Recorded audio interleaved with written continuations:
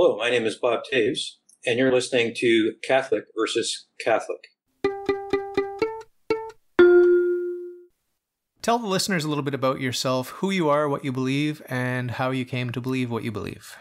My name is Bob Toews, and I'm a pilot working in the Philippines right now. I'm just about at retirement age, and I've been on a journey of faith ever since my parents passed away as a teenager, which understandably was pretty traumatic and opened up a lot of questions for me. I was raised as a Mennonite, was baptized in the United Church, and joined the Catholic Church through confirmation in the mid-1980s when I was in my 30s. That journey has continued as I've grown with the Catholic Church in the post-Vatican II phase and have also been challenged by some of the reaction against Vatican II that we've seen the last decade or two. Before we get into all the interesting Catholic stuff, I want you to paint a little picture of your earliest memories. What were the earliest impressions that you had that had to do with religion? My earliest memories of religion go back to my earliest memories of childhood. I grew up in a very religious household and would have gone to church every Sunday school, spent quite a bit of time with my even more conservative and religious Mennonite relatives. So for me, I've never not known religion. On the other hand, I also grew up in a family that was conflicted in terms of their religious practice. So there was always questions about the meaning of faith and how that was expressed. Without going into gory detail, can you just talk a little bit about if there was a dark period you went through, a period of rebellion? Yeah, I don't know if I really had can identify any period where I intellectually lost my faith. I think, again, because of that traumatic experience of losing my parents when I was a teenager, that was very much a point of decision for me. And at that point, I decided that I couldn't make sense of the world. I couldn't make sense of what appeared to be the evil within it without believing that God existed. So that's been pretty constant from a intellectual standpoint. That's not the same as faith, though. So yeah, sure, I would say that I've had ups and downs and ebbs and flows, including a prolonged period of time in my middle age where faith became more and more remote, and I became more and more caught up in my work, my management responsibilities, the busyness of building homes, and all the complications of life. And some of that certainly has led to some more darkness and despair, particularly in my 50s. I would say that my 50s were darker years for me in terms of lived faith and belief. So I'd like you to describe a little bit your intellectual journey, just the highlights along the road to Catholicism. Was authority a key factor in your decision to join the Holy Roman Catholic Church, or were there other considerations that were even more important than authority for you? Yeah, no, I would definitely say that authority wasn't the thing that attracted me to the Catholic Church. If anything, that would have been an obstacle. Having grown up within an Anabaptist tradition and then having been baptized into a mainline Protestant church, I wouldn't say I was looking for authority. What attracted me to the Catholic Church was its mysticism, particularly that mysticism which was preserved by women religious and the female saints of the Catholic Church. So that's what most inspired me in my early 30s was when a United Church minister, in response to my question about the meaning of prayer, particularly petitionary prayer, said, well, you should go talk to the people that know the most about that. And he directed me to the FCJ sisters in Calgary. And that was a huge turning point for me. I really found that experience so meaningful. And that ultimately led me to join the Catholic Church. So it's about mysticism and your thirst for direct union with God, a direct beatific vision. Is that what was driving you then? Yeah, I think so. I certainly appreciated the social activism of the United Church, and that was very much the tradition I grew up in the Mennonite Church, was the belief that we were saved through our actions and through our, feeding the hungry and taking care of the poor and that sort of thing. So that social activism of Protestantism and Anabaptism always was strong for me. But what was missing, particularly in the mainline Protestant experience, was a more intimate, emotional experience of faith and of God that engaged all of me. And I found that in the Catholic Church both through the mysticism that I was exposed to through the FCJ sisters, and then also by attending Mass and taking part in the Eucharist and the sacraments. So there's a richness and a fullness of experience in the Catholic Church that I had missed in my other experience. So in that first year that I sought out the FCJ sisters, I entered into the Ignatian exercises. So I did the 12-month exercises, the Jesuit formation exercises. And that was a hugely powerful experience, where you're contemplating the mysteries and you're contemplating the crucifixion and one particular point you're contemplating the devil and hell, and that I felt like I had these visceral, real experiences of the mystery of our faith through the process of those Ignatian exercises. So that still sticks with me. I mean, those are things I'll never forget. As far as the traditional Catholic practices, including the Eucharist, I'd have to say that I'm a bad Catholic when it comes to those experiences. I'm too Protestant. I've never experienced the Eucharist, I think, as many Catholics do. For me, it's always remained more of a symbolic action, more than one where I felt that I was somehow truly suffused with the body and blood of Christ. There's something that's too Protestant in me to make that leap. I just looked it up. The FCJ is the Faithful Companions of Jesus. Can you confirm that that's what it was? Yeah, that's right. Good. I want to talk a little bit about the Ignatian spiritual exercises. I struggle to do the examen prayer. Can you just talk me through this examination of conscience and how maybe I might be able to improve in it?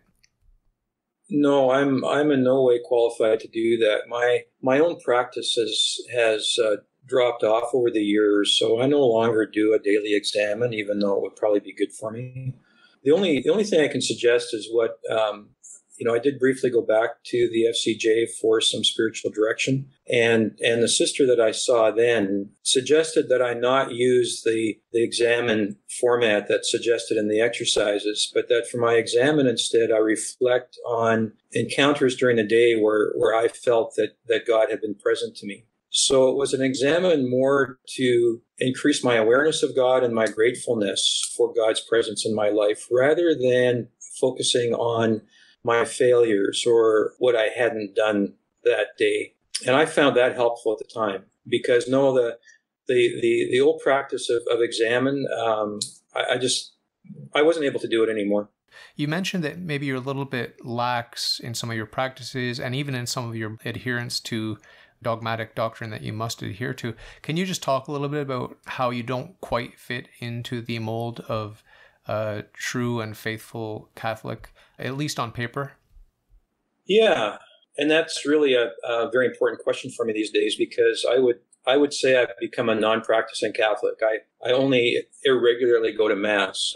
I'm working here in the Philippines on a rotating basis, 1 month in, 1 month out. And this is a super Catholic, faith-filled country. So I do go to Mass here just because it's almost hard not to. But back home in Canada, I rarely go to Mass these days because of my disenchantment with the path the Church has been on, especially since John Paul II. I joined the Catholic Church understanding some things from Vatican II, which seem to have been under attack. Concepts like the priesthood of all believers and the role of conscience in determining what a Catholic does in their life. Vatican II, my understanding, is really elevated the individual's faith experience and their conscience above that of the dogma and doctrine of the Church. John Paul started to walk that back in a big way. And then, of course, the next Pope, Cardinal Ratzinger, went even further in terms of trying to reassert, almost in opposition to Vatican II, the authority of the Church and the obligation of Catholics to conform to Catholic doctrine and practice. I reject that. I don't believe that the Catholic Church or even the Pope himself has that primacy, that ultimately my relationship is with God without mediation. And I consider myself to be a Kierkegaardian Catholic, and I think that's almost impossible, because it was Kierkegaard who really emphasized that the Jesus experience, that the Gospels are beyond reason, and that they require a leap of faith, and that leap of faith ultimately is a very individualistic one. So it may still be and ought to be lived out within the context of church and community, but it's ultimately something that one has to figure out for themselves. Have you got a lot of reading under your belt in terms of Western philosophy, or is it mainly Kierkegaard that you have read, or what is your background with philosophy? I attended a theological college straight out of high school years ago. And so I had a broad exposure to Western philosophy and liberal theologians back then. And then in the intervening years, starting in my 30s, I was very much attracted to more Catholic authors, especially Catholic mysticism, as I've suggested before. It's only more recently that I've started to re-explore some of the other theologies, the Western theologies, because especially being here in the Philippines now, I'm just fascinated by the impact of Western thought and modernism on Asian culture. So my interest now, it really extends, to all of Western thought and how we are dramatically changing the world and making it in our image. And it's an image that I'm not sure I like. So yeah. Most recently, I've just read a book out called I Am Dynamite, which is an excellent examination and reevaluation of Nietzsche. And now I'm also reading Kierkegaard again. So I'm trying to understand the influence of existentialism and postmodernism on Western culture. But of course, it's very much tied up with my faith and my religion too. So yeah, I have a lot of questions that I'm trying to answer these days. What is the ideal outcome for you? Like, if everything went well for you in your spiritual life, what would that rosy picture look like in terms of developing and progressing for your own faith walk with God? I put a tremendous amount of energy in my 30s and 40s into exactly that quest. And why I said my 50s were dark years for me is because ultimately I feel I failed. That my best efforts to be the best Catholic I could be, the best practicer of Ignatian spirituality, the widely read on Catholic mysticism, none of it came close to making me the saint that you were talking about before. In fact, the harder I tried, the worse I thought I was doing in terms of my pride, my ego. I think I suffered hugely from spiritual pride. But that's consistent with what Kierkegaard predicted, and that is that a believer who attempts to find God through practice and through rationality and through ethics, doomed to despair because of our human inability to reach God through that route, through obedience, through practice. And so what Kierkegaard suggests is that it's only when we abandon that quest and truly humble ourselves before the mystery of Jesus and the Gospels that we will be open to revelation in our own lives, the beyond rational truth that God is revealing to each and every one of us. That place, though, is never an easy one because as humans, we live in fear, which, of course, is Kierkegaard's, the title of one of his books is Fear and Trembling. We live in fear and insecurity. And so we are always tempted to want to fall back on certainties, the certainty of practice, the certainty of doctrine and dogma, of moralities, of legalism, of fundamentalism. That's something that tempts us probably daily as humans because we find it so hard to live in the uncertain, in the unknowing. Or as St. John of the Cross suggests, the dark night of the soul, which at some point my understanding is if you're truly a mystic and on a path of discovery, each and every one of us will enter the dark night of the soul where we no longer know. And that can be a very dark and frightening place if we aren't truly open to God mysteriously working in our lives. And for years, I would say in my 50s in particular, I would have said, yeah, I'm in the dark. I'm in St. John of the Cross's dark night of the soul, except I don't think I'm on the path anymore. I think I'm just becoming an apostate. Now I'm starting to emerge from that, and I'm saying, well, I don't think I'll ever have a sense of the certainty of my faith that I had when I was, say, back in my 30s, where I was pretty certain I was on the right path. But even though I won't have that certainty, there's some sort of consolation that I'm receiving now that I was missing for years. And so the short answer to your question is that I hope to live day to day in uncertainty, but in consolation. That's nice. It reminds me of that passage in St. Paul where he talks about the obscurity of faith. Does that ring true for you? Very much so. I find comfort in that as well. One of the books that brought me into monotheism, I was an atheist for 25 years. I was born and raised in the United Church of Canada, actually. Oh, yeah. And I just interviewed this morning an atheist minister who is in the United Church of Canada. But one of the books that I read when I was still an atheist was called The Cloud of Unknowing. Have you heard about it? I have, but I haven't read it. It's a mystical book from the Middle Ages. And then there's another one called The Vision of God. Have you heard about that one? No. That's primarily about the fact that God is watching us at all times and what mystical power that has to meditate on that fact. I found it mind-blowing as an atheist, and I think it helped me to warm up to the idea of God. But I was reading lots of stuff. I was reading C.S. Lewis, and I was reading the Bible, and I was reading Western philosophy. I was a self-proclaimed enemy of Christianity, but I couldn't help but be intrigued by a lot of the stuff that I was reading. So it's always an interesting voyage. My emphasis in my faith journey is very much about dogma and the living magisterium. And part of the reason that I'm so fixated on that is that I've been talking with a lot of sedevacantists and radical traditionalists, people who have left the Catholic Church, but they think that they are the one true Catholic Church. So my position and my emphasis is very much what you're moving away from, and you're moving into mysticism, existential angst, the obscurity of faith. And I value your position, but I can't pretend that I am where you are, and you can't pretend that you're still where I am.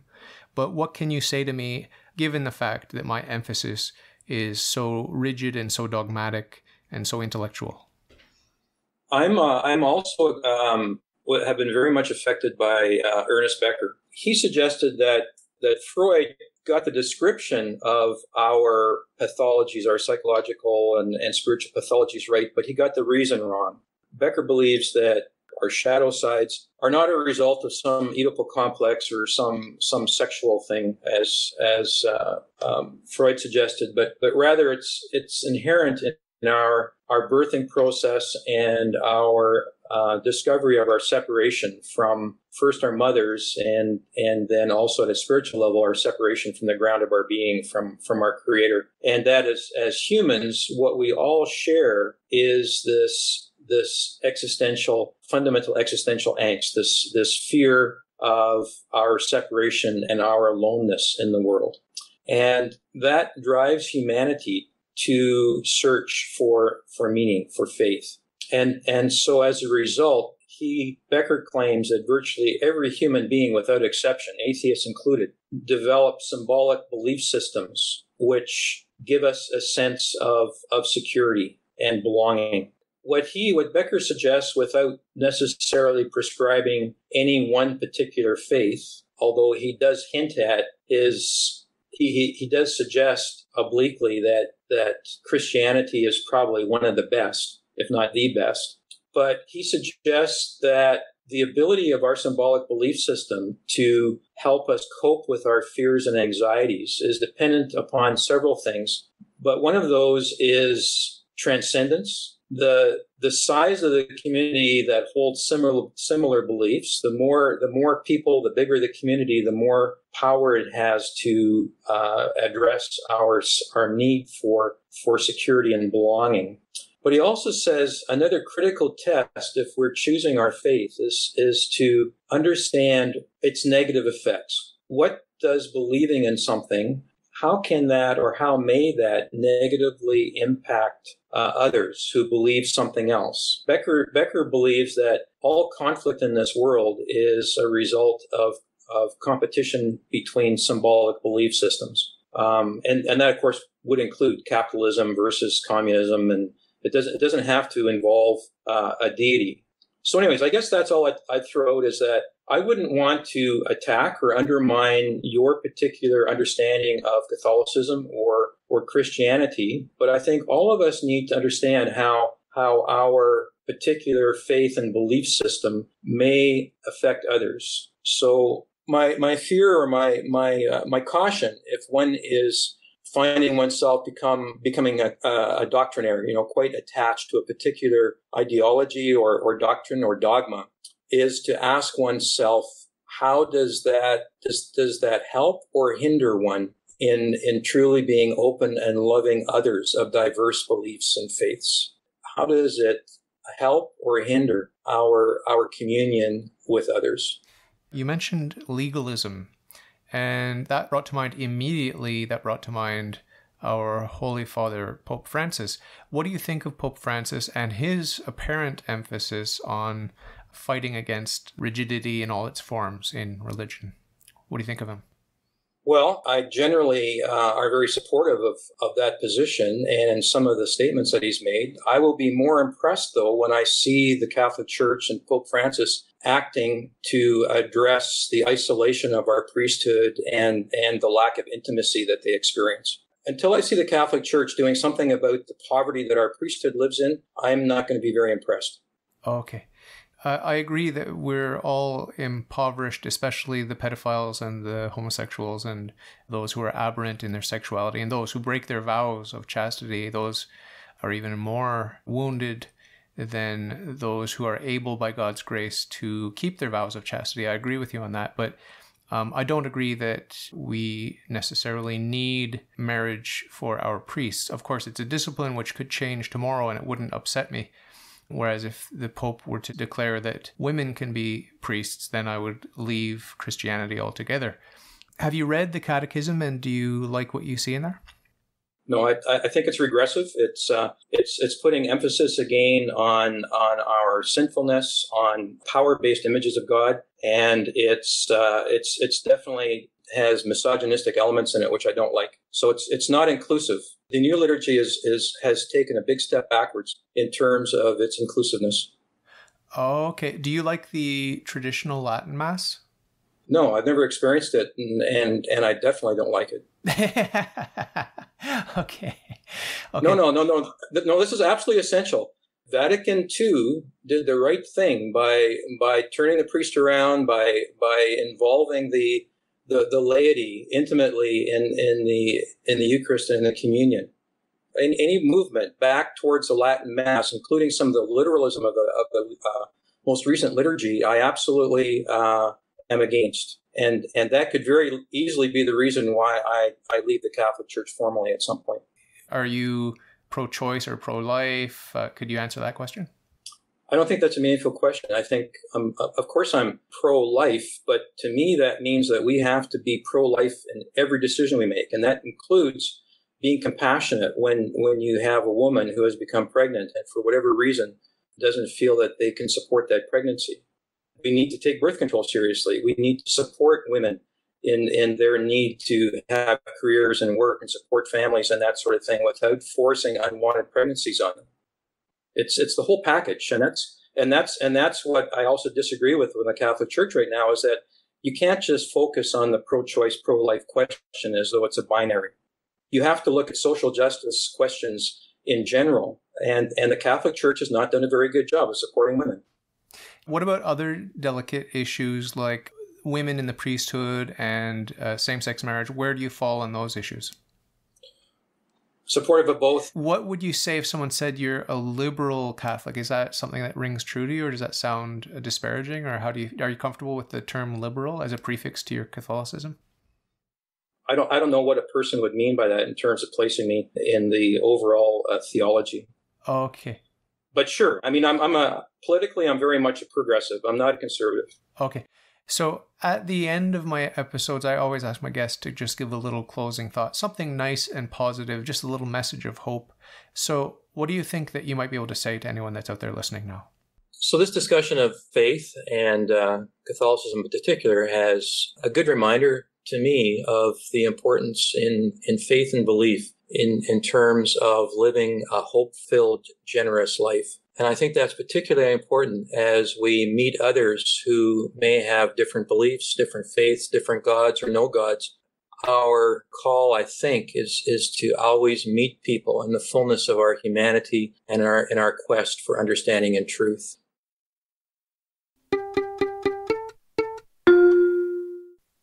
If you like your worldview, if you think it's swell, if you've got some questions, ask me and I'll tell. All you got to do is ask. All you got to do is ask.